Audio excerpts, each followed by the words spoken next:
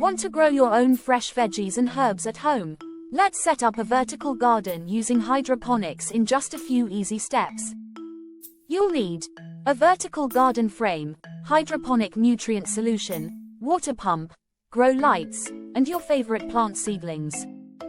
First, assemble your vertical garden frame. Make sure it's sturdy and placed in a spot with good light. Next, set up your hydroponic system.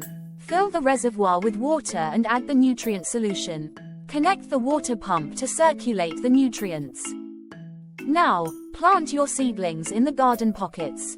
Ensure the roots are in contact with the nutrient solution. Install grow lights if you're indoors. These will mimic sunlight and help your plants thrive. And that's it. With regular monitoring and care, you'll have a lush, productive vertical garden in no time. Happy gardening! Follow for more gardening tips.